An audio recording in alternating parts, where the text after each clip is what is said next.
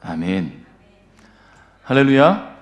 오늘도 주 앞에 전심으로 예배하는 우리 성도님들의 삶에 주님의 은혜와 사랑이 가득하시기를 축복합니다.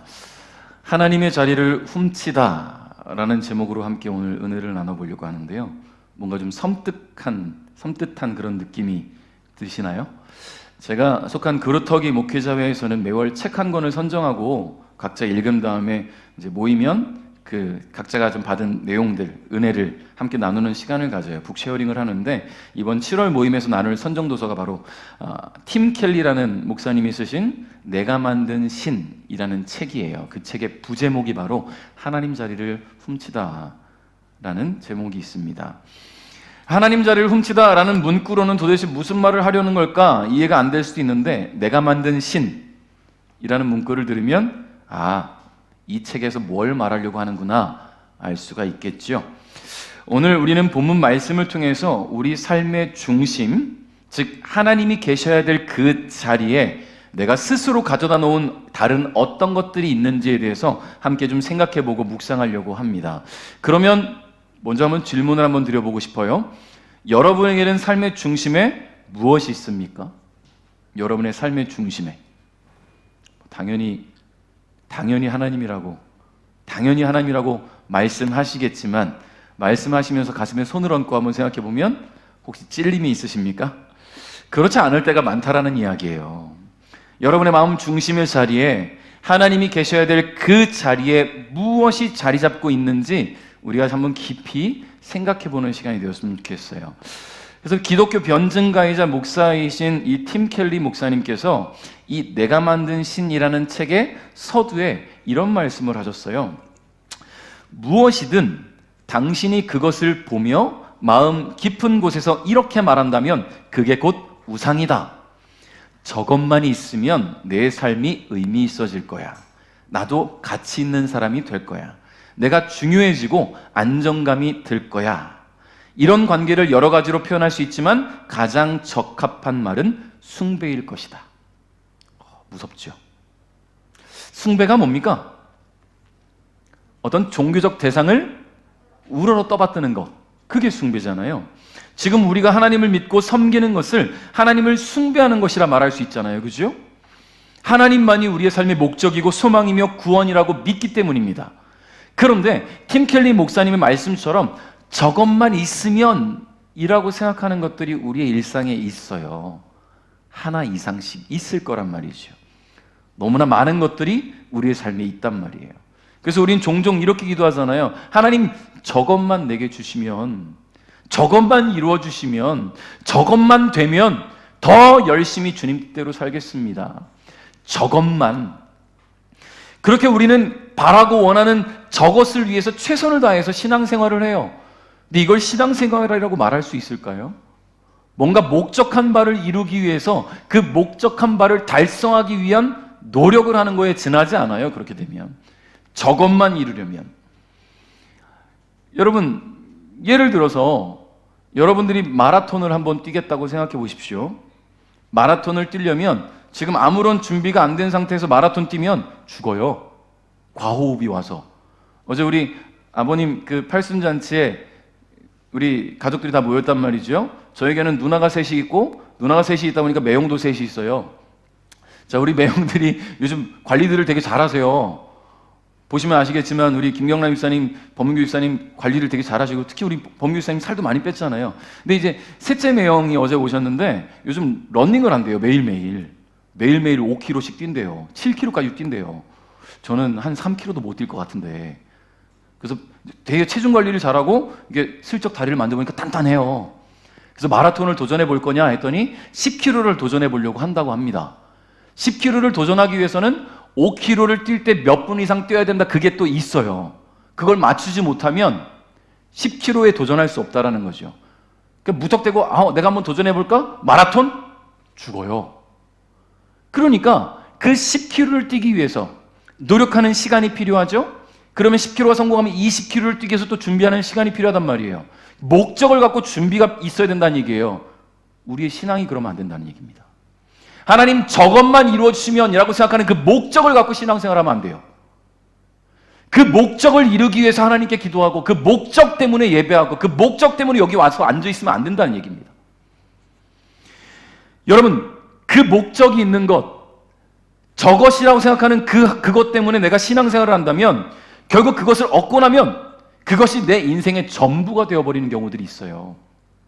하나님께 기도하며 도움을 요청할 때는 내 마음의 중심에 하나님이 계신 것 같았지만 어느새 내가 손에 넣은 그것이 내 삶의 중심이 되어버리는 거예요. 하나님의 자리를 훔쳐서 다른 것으로 대체하게 된다는 겁니다.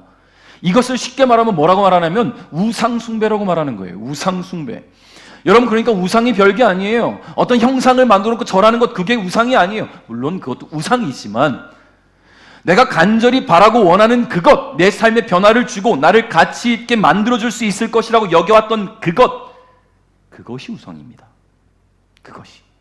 누군가에게는 사랑이 그것이 될 수 있어요. 하나님, 저 사람의 마음만 얻을 수 있다면, 저 사람과 결혼만 할 수 있다면 내가 주를 위해 무엇이든 하겠습니다. 그 사랑이 목적이 되어버리고 하나님을, 그 사랑을 이루어줄, 나의 요구를 이루어줄 도구로 생각하는 거예요. 하나님, 내 자녀가 건강하게 원합니다. 내 자녀가 잘 되기 원합니다. 내 자녀가 성공하기 원합니다. 자녀가 목적이 되어버리면 그 자녀가 우상이 되는 거예요. 누군가에게는 재물일 수 있어요. 하나님, 이 사업권만 된다면, 하나님, 이 회사에만 취직된다면, 하나님, 내가 이것만 된다면, 이 물질만 생긴다면 주를 위해 드리겠습니다. 과연 드릴 수 있어요? 여러분, 그런 얘기들 하잖아요. 100만 원 번 사람이 10만 원 11조 어렵지 않아요. 1000만 원 버는 사람이 100만 원 11조 굉장히 손 떨리는 것 같아요. 금액이 커지니까. 자기가 벌어들인 900만 원이 분명히 있는데도 불구하고 드려야 될 거 100만 원에 손을 벌벌 떨어요. 그럼 하나님께서 아이고 힘들지 다시 100만 원 벌게 해주시면 어떡할 거예요? 하나님, 내가 10만 원만 드릴 수 있으면 감사하겠습니다 하겠습니까? 아니잖아요. 하나님 주신 것에 대한 감사해야 되는데 목적이 내 삶을 바꿔버린다는 거죠. 누군가에게는 명예와 권력이 우상이 됩니다. 누군가에게는 인기가, 누군가에게는 인간관계가 우상이 되곤 한단 말이에요. 오늘 말씀 가운데 핵심이 되는 구절 한 구절만 먼저 좀 읽어보겠습니다. 38절인데요. 다 같이 한번 읽어볼게요. 시작.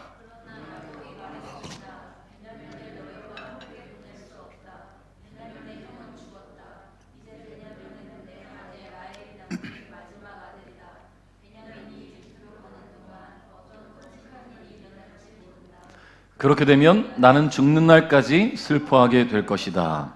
아멘. 자, 오늘 본문에 그런 우상을 갖고 있었던 사람이 바로 이 사람이에요. 누굽니까? 야곱이지요. 여러분, 야곱은 어린 시절부터 뭔가 하나의 목표가 꽂히면 그거에 아주 집요하게 도전했던 사람임을 우리는 알고 있습니다. 야곱에 대해서 묵상을 했으니까. 여러분, 첫 번째로 이 야곱이 어린 시절에 꽂혔던 게 하나 있었어요. 그게 뭐예요?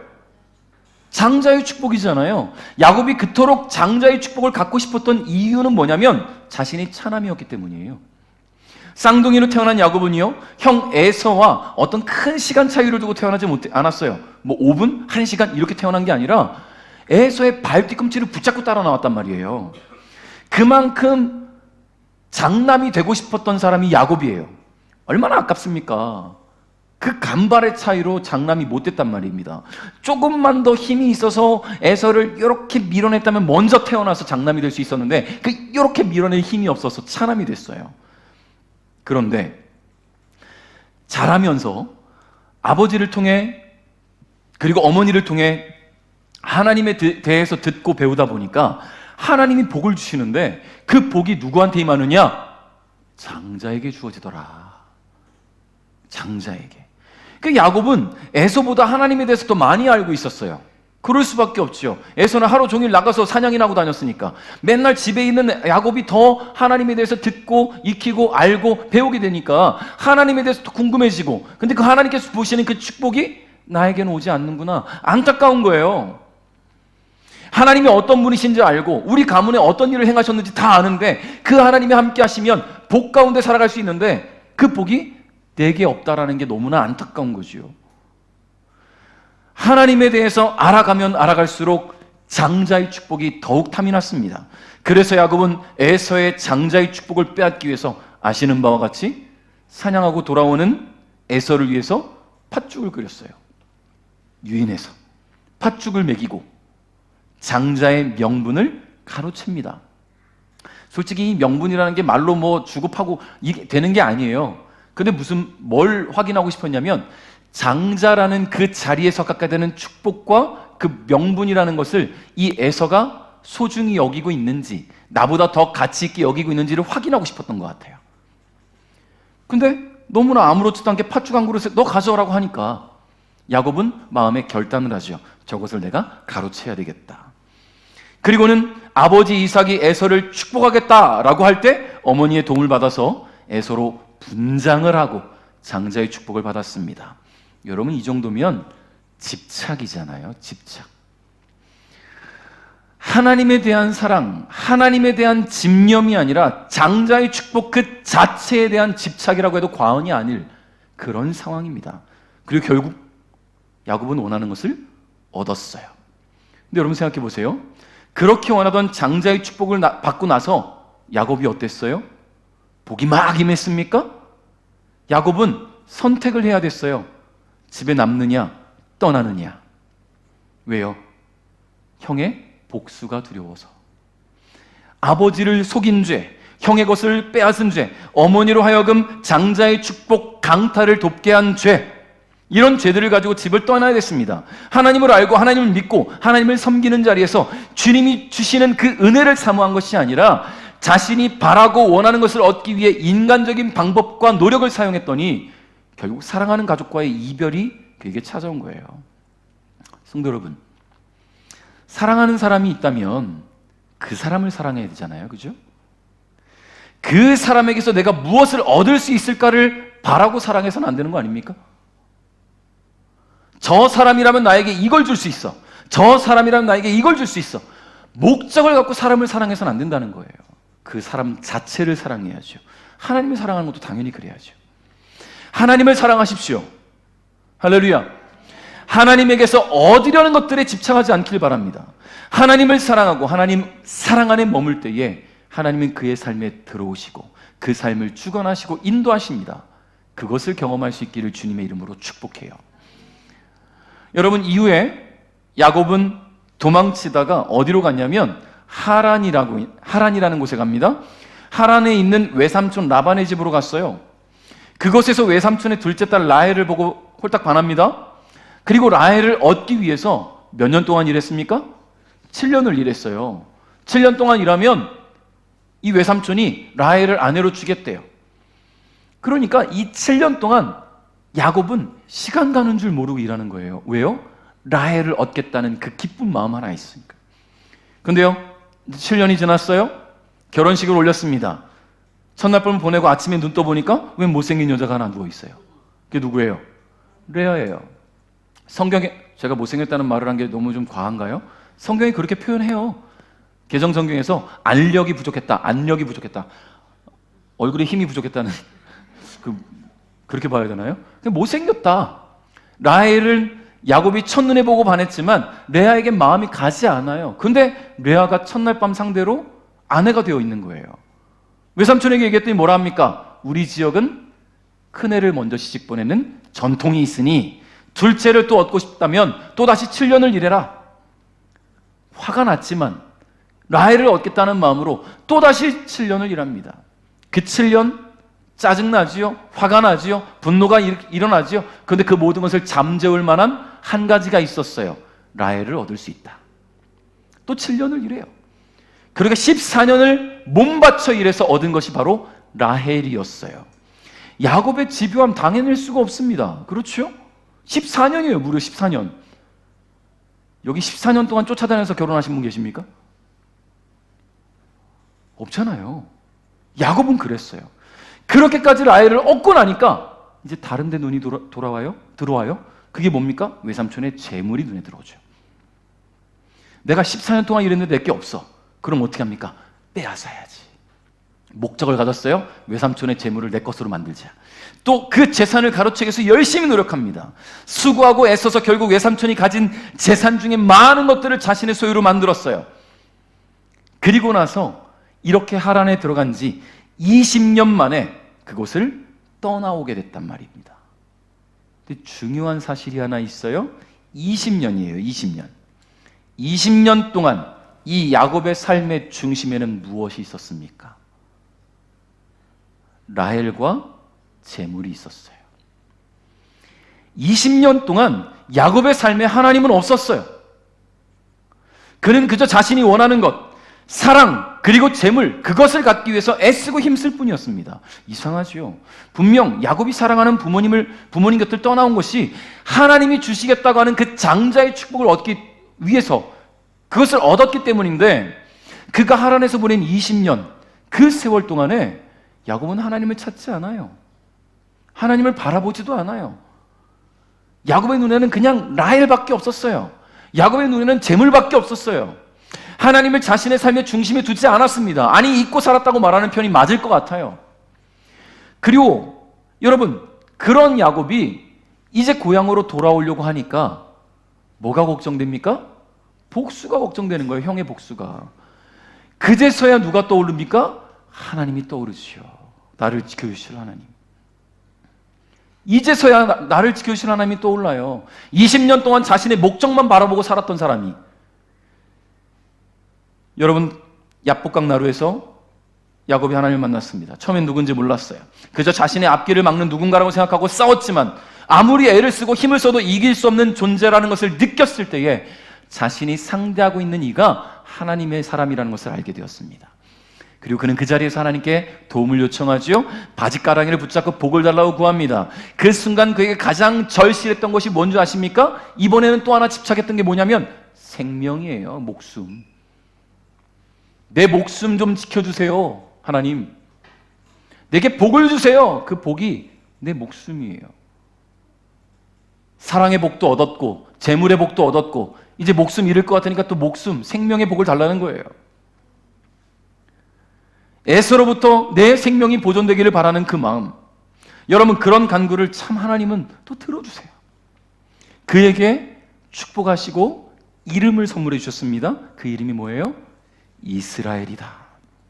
여러분, 야곱이라는 원래 이름의 뜻이 뭡니까? 속이는 자, 간사한 자, 교만한 자라는 이름의 뜻을 갖고 있었어요, 야곱은. 그런데 야곱이 하나님으로부터 이스라엘이라는 이름을 받았단 말이에요. 그 이스라엘이라는 이름의 뜻이 뭐냐면 하나님의 도움을 받아서 이겼다라는 뜻이에요. 하나님의 도움을 받아서 이겼다. 20년 동안 하나님이 계셔야 할 삶의 중심, 그 중심에 사랑과 재물로 가득 채웠던 야곱이었지만 하나님은 다시 그의 삶에 다가오시고 그의 삶의 중심에 들어와 주셨습니다. 성도 여러분, 하나님이 계셔야 할 자리를 다른 것들로 채우지 않기를 바랍니다. 쉽지 않다는 거 알아요. 왜냐하면 우리는 삶을 살아나가야 되니까. 그럼에도 불구하고 하나님을 내 마음 중심에 모셔야 우리는 하나님의 사람으로 하나님께서 함께 하시는 삶, 하나님께서 인도하시는 삶을 살아갈 수가 있다는 것을 잊지 않기를 바랍니다. 여러분, 10손가락 중에 깨물어서 안 아픈 손가락이 혹시 있을까요? 어느 손가락 하나가 마비되어 있다면 그건 아무리 깨물어도 느낌이 없겠죠. 마비가 되어 있다면. 근데 우리는 마비되어 있지 않아요.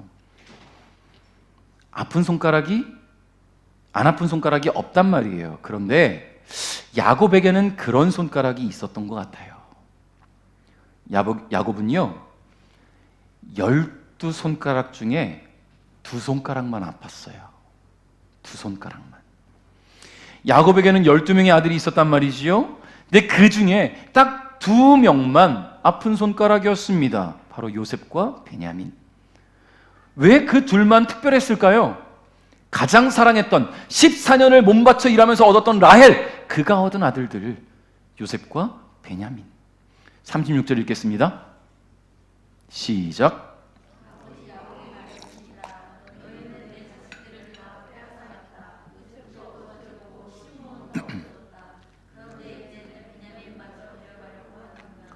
어떻게 이런 일이 일어날 수 있겠냐. 아멘. 여러분, 되게 좀 못된 말 아닙니까? 다시 볼까요?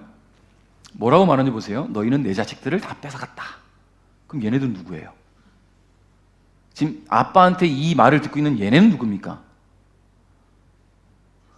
보세요. 요셉도 없어졌고 지금 물론 형제들이 요셉을 팔아넘긴 건 맞아요. 근데 아버지는 모른단 말이에요. 들짐승에게 먹혔다 이 얘기를 했단 말이죠. 그럼 요셉이 어떻게 됐는지는 그 들짐승에게 잡아먹힌 걸로 야곱은 알고 있는 거예요. 그런데 왜 얘네 때문에 없어졌어요? 아니 물론 원래는 그렇지만 야곱이 알기에는 그게 아니잖아요. 요셉을 그 먼 길로 보낸 게 누구예요? 야곱이 보냈어요. 아빠가 형들 잘 있는지 보고하라라고 시킨 게 누구예요? 자기가 시켰단 말입니다. 그래놓고는 이 아들들에게 다 책임 전가하고 있어요. 너희들 때문에 내 자식이 없어졌어. 자기가 보내놓고서 말입니다. 심지어 이 형제들이 요셉을 팔아넘기게 된 계기가 어디서 왔어요? 야곱 때문에 온 거예요. 요셉만 편애하니까. 모든 원흉은 야곱이에요. 그런데 지금 떠넘기고 있어요. 그리고 시므온도 없어졌대요. 여러분, 지금 곡식 사오라고 시킨 게 누구예요? 야곱이에요. 자기가 또 시켰어요. 너희들 왜 손 놓고 있냐? 애굽에는 곡식이 있다는데 너희가 사와라! 자기가 시켜놓고서는 지금 시므온이 잡히니까 돌아온 아들들, 어떻게 보면 시므온은 잡혔지만 얘네는 지금 구사일생으로 돌아온 거잖아요. 이 아이들이 좀 안타깝지 않을까요? 이 자식들이 좀 눈에 좀 되게 안쓰럽지 않을까요? 거기까지 가서 감옥에 갇혀 있다가 한 명만 갇혀 있고 지금 풀려난 건데 얼마나 마음이 힘들었을까? 왜 위로는 못 해줄까요? 이 야곱은 여전히 집착하는 바가 있는 거예요. 집착하는 바가. 여러분, 야곱의 아들들 10명이 곡식을 구하기 위해서 애국에 왔습니다. 그곳에서 자신을 알아보는 애굽의 총리가 된 요셉을 만났어요. 비록 이 형제들은 요셉을 알아보지 못했지만 요셉이 형제들을 알아보면서 그들을 정탐꾼으로 몰아가요. 죽이기 위해서 그런 게 아니에요. 이들의 마음을 알아보기 위해서, 떠보기 위해서 시험한 거란 말이지요. 그리고 그 형제 중에 하나인 시므온을 가뒀습니다. 다른 형제들을 풀어줬어요.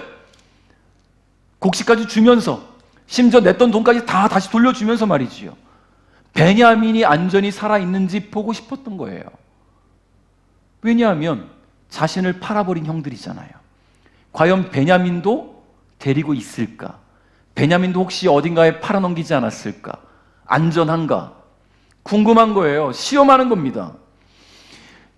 여러분, 결국은 막내 동생을 데려와야 시므온을 구할 수 있고 곡식을 얻은 자신들이 정탐꾼이 아니라는 것을 알릴 수 있어요. 그런데 이 말을 들은 직후에 야곱이 반실성한 사람처럼 소리친 겁니다. 너희는 내 자식들을 다 빼앗아갔다. 요셉도 없어졌고 시므온도 없어졌다. 그런데 이제 베냐민마저 데려가려고 하는구나. 어떻게 이런 일이 나에게 있을 수 있겠느냐. 자기가 자초한 일이잖아요. 야곱이 요셉을 편애했기 때문에, 베냐민을 편애했기 때문에, 자기가 보냈기 때문에 벌어진 일들이지 않습니까? 야곱은 지금 사태 파악이 안 되고 있어요. 야곱의 아들들이 애굽에 곡식을 구하러 간 것도 야곱이 시킨 건데 그것도 지금 모르고 있어요. 그런데 그들이 정탐꾼으로 몰리게 될지 형제들이 어떻게 알았겠습니까? 여러분, 결국 막내 동생을 데려가야만 정탐꾼이라는 그 오해도 풀 수 있고 갇혀있는 시므온도 데려올 수 있어요. 이 모든 일의 시작은 야곱에게 있었어요. 야곱이 요셉만 사랑하고 요셉만 아껴주고 요셉만 끼고 돌았기 때문에 그의 형들 또한 자신의 아들들임에도 불구하고 사랑 한 번 주지 않아서 요셉의 형제들이 요셉을 시기하고 질투해서 이런 결과를 낳게 된 겁니다. 그런데 요셉이 사라진 지금 이젠 또 베냐민을 옆에 끼고 있어요. 여전히 다른 형제들은 야곱의 눈에 들어오지 않아요. 이 10명 다 야곱의 아들들인데 말이지요. 우리는 여기서 한 가지 생각해 볼 수 있습니다. 지금 야곱의 삶의 중심에 과연 하나님이 계실까요? 과연 하나님이 계시겠습니까? 요셉과 베냐민만 사랑하고 그 둘만 소중히 여겼던 야곱의 행동들이 결국 이런 결과를 낳게 됐잖아요. 다시 말해서 야곱에게 있어서 요셉과 베냐민, 그들은요 자식을 넘어서 숭배의 대상이었어요. 지금 그들이 없으면 세상이 무너지는 것 같고 그들이 없으면 삶의 목적을 잃게 되는 것 같아요. 소망이 사라지는 것 같습니다. 요셉을 잃고 나서는 그 집착이 더 심해졌어요. 하나님을 찾고 하나님을 구하는 게 아니라 베냐민만 끼고 도는 거예요. 그러면 도대체 야곱의 삶에 하나님은 어디 계신 걸까요? 도대체 여러분, 이와 비슷한 상황을 야곱의 할아버지 때, 아브라함 때에서도 볼 수 있지요. 아브라함은 하나님께서 주시겠다고 약속했던 아들을 한동안 얻지 못했단 말이에요. 그래서 그의 나이 86세에 아내 사라의 여종 하갈을 통해서, 인간적인 방법을 통해서 이스마엘을 얻었습니다. 아들을 얻고 나니까 그 이스마엘밖에 눈에 보이지 않아요. 우쭈쭈하고 그 아들만 키우는데, 양육하는데 집중합니다. 이스마엘만 보이는 거예요. 그리고 나서 하나님께서 다시 아브라함을 부르시기까지 13년 동안 기록이 없어요. 하나님과 아브라함이 소통한 기록이 없어요. 여러분, 그가 얻은 이스마엘이 아브라함의 우상이 되었기 때문이지요. 여러분, 이삭을 얻고 나서는 어땠을까요? 이삭을 얻고 나서 아브라함의 나이 100세에 얻었어요. 하나님께서 약속하던 아들이 90세에 사라를 통해서 태어났습니다. 하나님의 언약이 이루어졌어요. 그런데 이 아들을 또 얼마나 사랑했는지, 이삭이 막 젖을 막 뗄 때쯤에 이스마엘이 이삭을 놀리는 것을 보고는 사라가 아브라함에게 저 하갈하고 이스마엘 좀 쫓아내세요 라고 말한단 말이에요. 그때 아브라함이 어떤 결정을 내렸습니까? 쫓아냈어요. 물론 그가 자신의 아들이니까 괴로워했단 말이죠. 그 괴로워하는 것을 보고는 하나님께서 그들에서 염려하지 말아라 라고 말씀하시니까 내보냈어요. 물론 아브라함도 선택의 여지가 없었겠죠. 그렇게 이삭을 위해서 이스마엘을 내보내는 결단까지 할 만큼 아브라함에게 이삭은 매우 소중했습니다. 그 사랑의 정도가 어찌나 컸는지 하나님께서는 아브라함이 처음 이삭을 얻을 때처럼 하나님과 소통하지 않게 될 것이 걱정되셨어요. 그래서 아브라함을 시험하셨습니다. 너의 사랑하는 아들, 내 독자 이삭을 나에게 바쳐라. 여러분, 성경이 그렇게 말하고 있어요. 내 사랑하는 아들, 내 독자 이삭을. 그냥 네 아들 이삭이라고 표현해도 돼요. 그런데 왜 네 사랑하는 아들, 독자 이삭을 바쳐라? 하나님께서 그렇게까지 말씀하실까요? 너에게는 지금 이삭밖에 없구나. 네가 그토록 사랑하는 하나밖에 없는 아들 나에게 바칠 수 있겠니? 이런 질문이란 말이죠.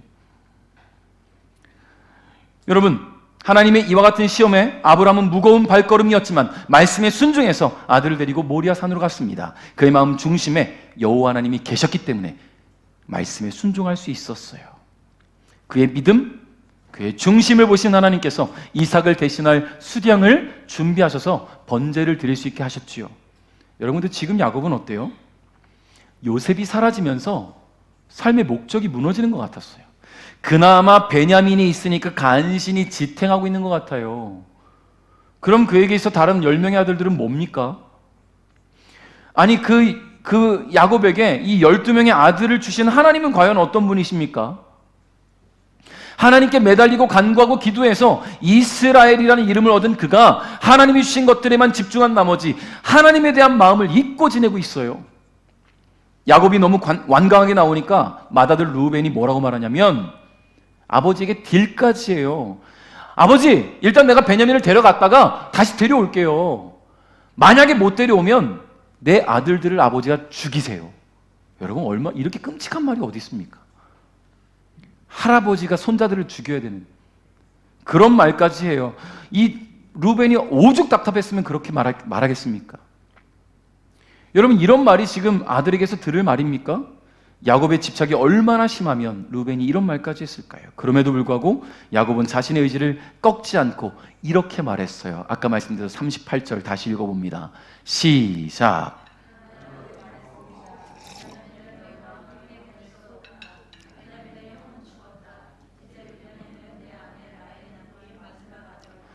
베냐민이 이집트로 가는 동안 어떤 끔찍한 일이 일어날지 모른다. 그렇게 되면 나는 죽는 날까지 슬퍼하게 될 것이다. 아멘. 여러분, 지금 야곱의 모습은 하나님을 전혀 알지 못하는 사람 같아요. 아니, 하나님이 그의 삶에 정말 계시기는 했는지 의심이 드는 상황입니다. 자식에 대한 집착으로 자신의 삶의 중심을 가득 채워놓으니 하나님이 계셔야 될 자리가 없어졌어요. 하나님이 계셔야 될 자리가 없으니 더 이상 하나님을 찾지도 않아요. 하나님께 기도하고 간구하고 매달리던 야곱의 모습은 보이지 않습니다. 어느새 우상이 되어버린 이 베냐민 아들로 쩔쩔매고 있어요. 하나님은 자식을 사랑하지 말라라고 말씀하시는 게 아니에요. 사랑의 대상이 숭배의 대상이 되지 말라는 말씀이에요. 야곱에게 있어서 요셉과 베냐민은 사랑의 대상이죠. 아들들이니까. 숭배의 대상이 되면 안 돼요.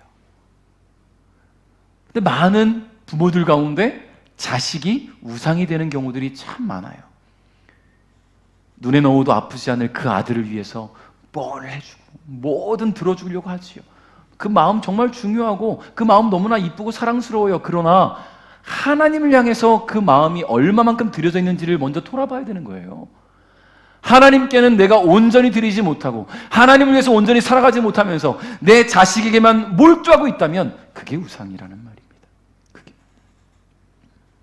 사랑하는 성도 여러분, 여러분의 자녀를 사랑하십시오. 사랑하십시오. 할렐루야. 사랑하십시오. 많이 사랑하시고 소중히 여기십시오. 다만 하나님보다 더 사랑하지 않기를 바랍니다. 하나님이 우선이 되십시오. 하나님의 사랑 안에 거하면서 그 사랑으로 자녀들을 사랑해 주시기 바랍니다. 하나님을 사랑하실 때 그 사랑으로 자녀들을 사랑하시면 하나님께서 기뻐하실 거예요. 자녀들의 앞길을 축복하실 거예요. 그 삶을 인도하실 거예요. 비전과 소망을 주실 줄 믿습니다. 이것은 비단 자녀에게만 해당되는 것이 아닙니다. 하나님보다 더 사랑하는 누군가, 하나님보다 더 사랑하는 어떤 대상이 있다면 오늘 그 대상을 살짝 내려놓으십시오. 내려놓으세요. 하나님이 중심에 계셔야 돼요. 여러분, 그 대상은 사람에게만 국한되지 않아요? 직업, 직장, 일, 관계, 돈, 내가 내려놓지 못하고 있는 그 모든 것들이 하나님보다 더 사랑하는 것입니다. 하나님보다 더 사랑하는 것들이 있을 때 하나님 없는 자의 삶을 살아가게 되는 거예요. 하나님 없는 자. 하나님 저것만 주시면 내가 주님을 위해 살겠습니다. 목적을 이뤘는데 왜 하나님이 안 계세요?